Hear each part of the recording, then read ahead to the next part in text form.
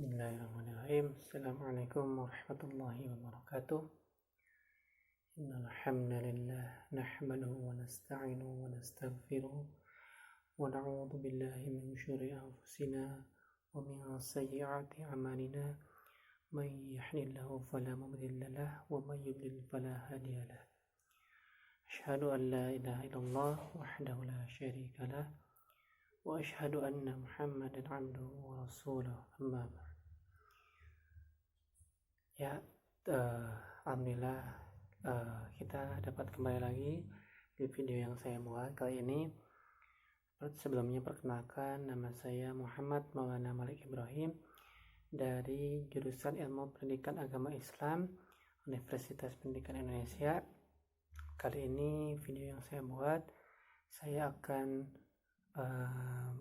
menjelaskan mengenai tafsir Al-Hujurat untuk memenuhi salah satu tugas yang diampu oleh Bapak Am Abdus Salam dan Bapak Cucu Rahman. Sebelum saya membahas suratnya, saya akan terlebih dahulu membacakan bunyi ayat dari Quran Surat Al-Hujurat ayat 6 hingga ayat ke-10. A'udzu billahi minasy syaithanir rajim.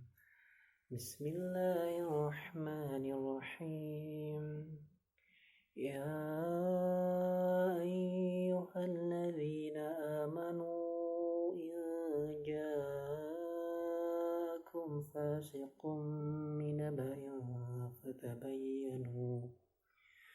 fatabayyanu an tusibu qauman bijahalatin fatuslihu ala ma fa'altum nadimin. Wa'lamu anna fikum Rasulullah liyuti'ukum fi kathirin minal amri la'anittum walakinna Allah habbaba ilaykumul iman wa zayyanahu في قلوبكم وكره إليكم الكفر والفسوق والعصيان أولئك هم الراشدون وفضلا من الله ونعمة والله عليم حكيم. وإن طائفتان من المؤمنين اقتتلوا فأصلحوا بينهما فإن بغت إحداهما على الأخرى فقاتلوا التي تبغي حتى تفيء إلى أمر الله فإن فاءت فأصلحوا بينهما بالعدل وأقسطوا إن الله يحب المقسطين. إنما المؤمنون إخوة فأصلحوا بين أخويكم واتقوا الله لعلكم ترحمون. Shadaqallahul adzim.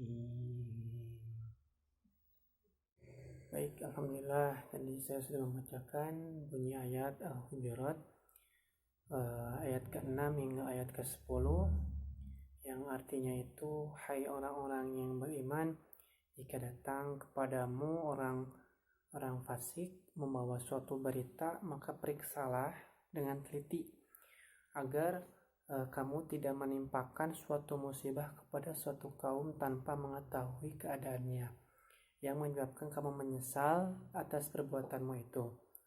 Dan ketahuilah olehmu bahwa di kalanganmu ada Rasulullah SAW. Kalau ia menuruti kemauanmu dalam beberapa urusan, benar-benarlah kamu mendapat kesusahan. Tetapi Allah menjadikan kamu cinta kepada iman dan menjadikan keimanan itu indah di dalam hatimu, serta menjadikan kamu membenci kepada kekafiran, kefasikan dan kedurhakaan. Mereka itulah orang-orang yang mengikuti jalan yang lurus. sebagai karunia dari nikmat dan nikmat dari Allah Subhanahu wa taala, dan Allah Maha mengetahui lagi Maha bijaksana. Dan kalau ada dua golongan di antara mereka yang beriman itu berperang, hendaklah kamu damaikan antara keduanya. Tapi kalau yang satu melanggar perjanjian terhadap yang lain, hendaklah yang melanggar perjanjian itu kamu perangi sampai surut kembali pada perintah Allah Subhanahu wa taala. Kalau dia telah surut, damaikanlah antara keduanya seadil-adilnya. Sesungguhnya Allah mencintai orang-orang yang berlaku adil. Orang beriman itu sesungguhnya bersaudara, sebab damaikanlah hubungan antara saudaramu itu dan takutlah terhadap Allah supaya kamu mendapatlah. Nah, kemudian asbabun nuzul dari surat Al-Hujurat ayat ke-6, dalam sebuah riwayat disebutkan bahwa Al-Harith menghadap Rasulullah SAW, beliau mengajaknya untuk masuk Islam. Ia pun berikrar menyatakan dirinya masuk Islam. Rasulullah SAW mengajaknya untuk melakukan zakat, ia pun menyanggupi kewajiban itu. Sedangkan dalam tafsir Al-Aisar, sebab turunnya ayat ini yaitu bahwasannya Nabi Muhammad SAW mengirimkan Al-Walid bin Uqbah bin Al-Mu'id ke Bani Mustaliq untuk memungut zakat mal ke mereka, dan dahulu ada permusuhan pada masa jahiliyah antara mereka dan keluarga Al-Walid. Lalu ada pula asbabun nuzul dari ayat ke-9. Ayat ini turun sebagai perintah untuk menghentikan perkelahian dan menciptakan perdamaian. Menghentikan perkelahian dan menciptakan perdamaian. Dalam riwayat lain mengemukakan bahwa ayat ini turun berkenaan dengan dua orang Ansar yang tawar-menawar dalam memperoleh haknya. Nah, kemudian makna global daripada ayat 6, di sini Allah memfokuskan kepada orang-orang fasik, sebab mereka itu dicurigai sebagai orang-orang yang berbohong serta dusta, juga memiliki keraguan. Setiap ada orang-orang yang menyebarkan berita, orang-orang fasik ini menodainya dengan informasi-informasi yang tidak benar. Lalu makna global dari ayat 7 sampai dengan ayat 8, Allah memilih sekelompok orang di antara hambanya agar kalbunya terbuka untuk menerima keimanan, menggerakkan hatinya kepada keimanan dan menjadikan indah dalam pandangan mereka. Lalu ruhnya berterbangan menyambut keimanan serta meraih keindahan. Juga membuat mereka benci kepada kefasikan, kekafiran, dan hal-hal buruk lainnya. Lalu di ayat ke-9 dan ayat ke-10, ayat ini mencerminkan kaidah umum yang ditetapkan untuk memelihara kelompok Islam dari perpecahan dan perceraian. Ketika ada sesama umat muslim, dua kelompok yang sedang bertikai, ayat ini memberikan kaidah untuk kita menuntun kepada perdamaian. Nah, kemudian pendapat para mufasir mengenai Quran surat Al-Hujurat ayat ke-6 hingga ayat ke-10 ini dari tafsir Al-Misbah.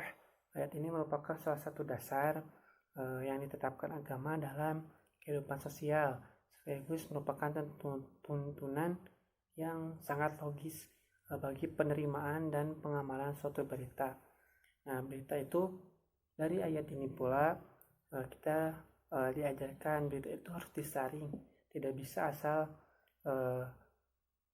asal kita cerna dengan kasar, dan apalagi menyebarkannya kepada orang banyak, kepada halayak banyak. Dan jangan sampai melangkah tidak jelas itu, atau dalam bahasa ayat itu bijahalah. Nah, dengan kata lain, ayat ini menuntun untuk menjadikan langkah kita berdasarkan pengetahuan sebagai lawan dari jahalah yang berarti kebodohan. Melakukannya berdasarkan pertimbangan yang logis, berdasarkan pertimbangan yang masuk akal, dan nilai-nilai yang ditetapkan Allah SWT. Nah, lalu dalam tafsir Al-Azhar beberapa kelompok ulama juga melarang untuk menerima berita atau riwayat yang diperoleh dari orang-orang yang tidak diketahui keadaannya, karena adanya kemungkinan orang tersebut fasik atau orang tersebut pendusta. Banyak keraguan kepada orang tersebut. Nah, kemudian dalam tafsir Al-Aisar dijelaskan pula, hendak siapapun, baik itu perorangan, kelompok, ataupun lebih banyak lagi negara, bahkan hendaknya tidak menerima suatu berita yang disampaikan kepada mereka dan jangan langsung berbuat sesuai dengan berita tersebut. Kita harus tadi seperti kita dalam tafsir Al-Misbah, kita harus mencarinya, dicerna baik-baik apa yang cek and recheck mana yang benar dan mana yang terdapat keraguan dalam berita tersebut.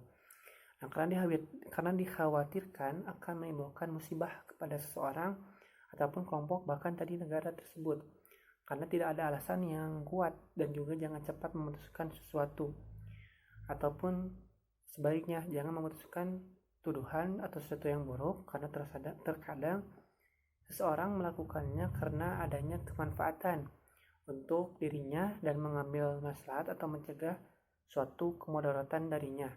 Nah, karena itu, oleh sebab itu penting dilakukannya pencarian kebenaran atau cek and recheck dalam suatu berita agar tidak terjadinya kemudaratan terhadap umat.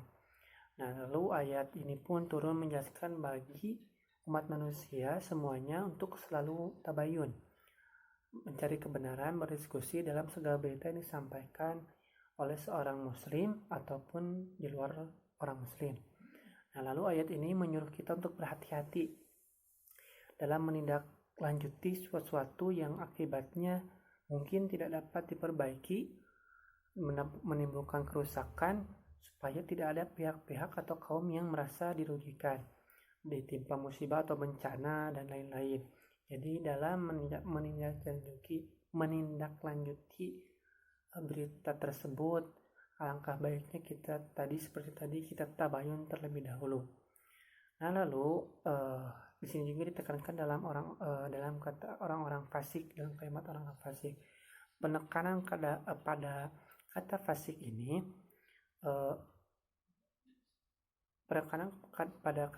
ini, bukan semua pada penyampaian berita saja, karena ayat ini turun di tengah masyarakat muslim yang cukup bersih, tidak banyak kebohongan dan dusta, sehingga bila semua penyampaian berita harus diselidiki kebenaran informasinya, maka ini pun akan menimbulkan suatu keraguan di tengah masyarakat.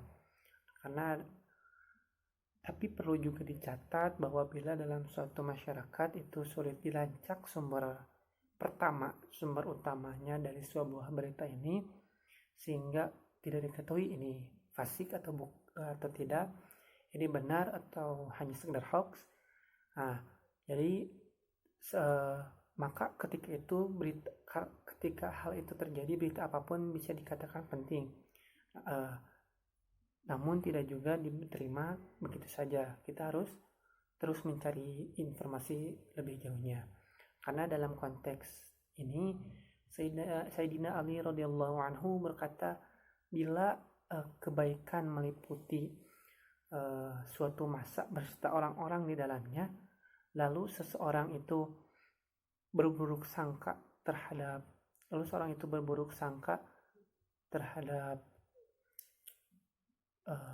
orang lain yang belum pernah melakukan perbuatan tercela, maka sesungguhnya ia telah menzolimi orang tersebut.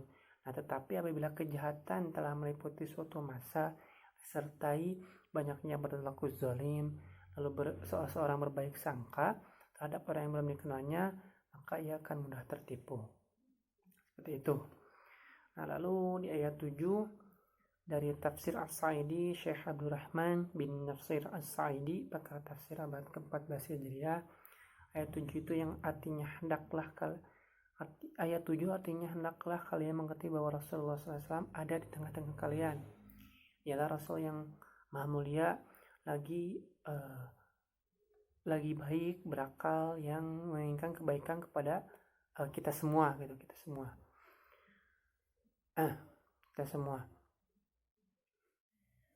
Kemudian dalam ringkasan tafsir Ibnu Katsir dijelaskan mengenai Quran Surah Al-Hujurat ayat ke-9 ini perintah untuk menamaikan antara dua kelompok